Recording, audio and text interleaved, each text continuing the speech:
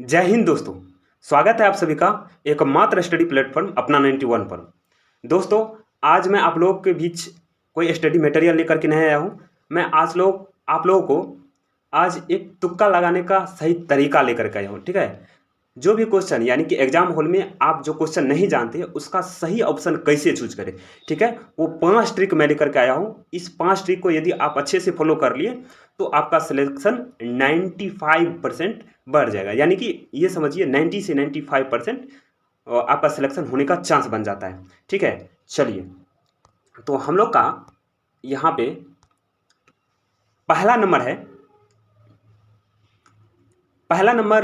है कि 100 क्वेश्चन है। मान लीजिए 100 क्वेश्चन है एग्जाम में, और 100 क्वेश्चन जो एक नज़र में बनने वाले क्वेश्चन है। ठीक है, जो एक नज़र में आप पढ़ते जा रहे हैं, ठीक है, अब बनते जा रहा है। तो एक नज़र में मान लीजिए हमको 30 क्वेश्चन बना, ठीक है, तो पहले उस 30 क्वेश्चन को बना लीजिए।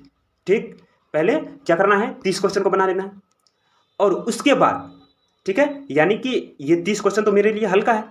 अरे, एक नज़र में क्वेश्चन बन रहा है, इसका मतलब ये क्वेश्चन मेरे लिए बिल्कुल ईजी है। ठीक है, तो वो 30 क्वेश्चन तो मेरा कंफर्म हो गया, 100% सही क्वेश्चन है। उसके बाद हम चलेंगे मैथ और रीजनिंग पे। कहाँ चलेंगे? दूसरा नंबर में मैथ और रीजनिंग। यदि पेपर में मैथ और रीजनिंग है तो इसके बाद आप मैथ और रीजनिंग बना लीजिए। ठीक है, तीसरा नंबर में चलते हैं। तीसरा नंबर में कुछ ऐसे क्वेश्चन होता है, 5 से 10 क्वेश्चन या 5 क्वेश्चन ऐसा होता है कि साइकोलॉजी बेस्ड क्वेश्चन रहता है। ठीक है, और साइकोलॉजी बेस्ड क्वेश्चन रहता है। वो क्वेश्चन थोड़ा देखने में लंबा रहेगा, ठीक है, सेंटेंस उसका लंबा रहेगा, लेकिन बिल्कुल ईजी क्वेश्चन होता है। उसको धैर्यपूर्वक यदि क्वेश्चन को पढ़िएगा, ठीक है, तो वो क्वेश्चन 100% बन जाएगा आपसे। ठीक है, तो तीसरा नंबर में ये काम कर लीजिएगा, साइकोलॉजी बेस्ड क्वेश्चन को बना लीजिएगा। चौथा नंबर में 2 सिमिलर ऑप्शन को सेलेक्ट करना है। क्या करना है? 2 सिमिलर ऑप्शन को सेलेक्ट करना है। ठीक है, जैसे मान लीजिए 2 सिमिलर ऑप्शन का मतलब 2 ऑप्शन सेम ही लगेगा। ये भी हो सकता है, ये भी हो सकता है। मान लीजिए ए और बी सिमिलर है, दोनों एक समान दिख रहा है, ठीक है, सी और डी ये सिमिलर नहीं है, तो आप सबसे पहले सी और डी को काट देंगे। ठीक है, या तो आंसर ए हो सकता है या बी हो सकता है। और इसमें भी यदि सिमिलर क्वेश्चन है, सिमिलर ऑप्शन है, तो उसमें भी नीचे वाले ज़्यादातर चांस रहता है, यानी कि ए नहीं होगा, उसमें भी कौन सा होगा? बी होगा। ठीक है, तो बी को सेलेक्ट कीजिएगा सिमिलर में भी नीचे वाले। यदि आप बोलिएगा यदि सी और डी रहे सर, ठीक है, तो सी और डी रहेगा तो उसमें उसका आंसर जो है ना डी हो जाएगा। क्या हो जाएगा? डी। यानी कि हमेशा सिमिलर में नीचे वाले क्वेश्चन पे ऑप्शन पे टिक लगाइएगा। ठीक है, चलिए, ये तो चौथा नंबर कंप्लीट हो गया। अब 5वां नंबर में चलते हैं। ठीक है, 5वां नंबर है सभी ऑप्शन को काउंट करना है।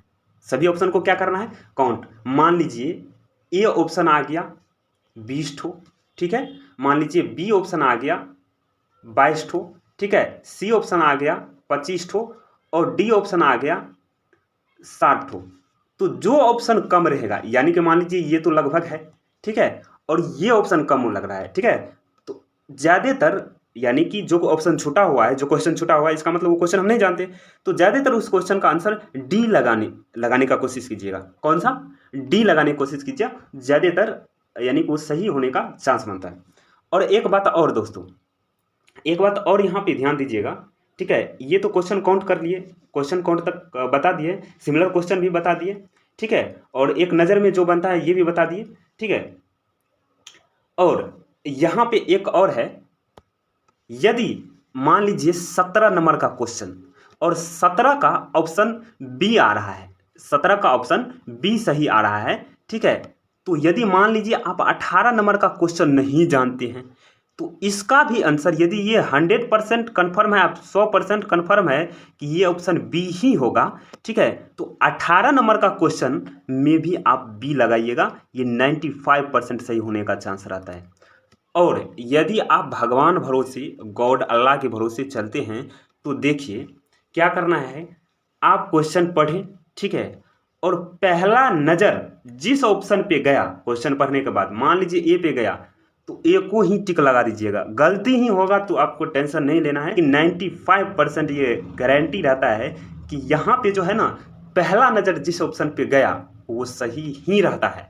ठीक है ना। यदि मान लीजिए आप पहला नज़र गया ए पे, ठीक है, फिर हमको कन्फ्यूजन होने लगता है, ओह नहीं ए नहीं बी होगा। अब हम क्या करते हैं, ए तो पहले लगा दिए, अब फिर ए को काट देते हैं, ठीक है, और बी में लगा देते हैं, और जब आते हैं एनालिसिस करते हैं तो लगता है अरे ये तो ए ही होना चाहिए, ओह बहुत मिस्टेक कर दिए, हमको नहीं काटना चाहिए। तो इस प्रकार से दोस्तों देखा गया है कई एग्जामों में और कई स्टूडेंट का सर्वे से देखा गया है कि जो पहली नज़र में आता है वो ऑप्शन सही होता है। ठीक है दोस्तों, तो यहीं पे इंड करते हैं, ठीक है, इस सब चीज़ को ध्यान में रख करके और आप एग्ज़ाम दीजिएगा, ठीक है।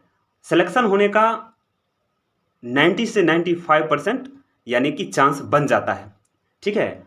और यदि आप लोगों को यह वीडियो अच्छा लगा हो, ठीक है, तो वीडियो को लाइक कर दीजिएगा और चैनल सब्सक्राइब कर लीजिएगा, और इस वीडियो का लिंक आप अपने दोस्तों में भी शेयर कर दीजिएगा ताकि उनका भी भला हो जाए, ठीक है।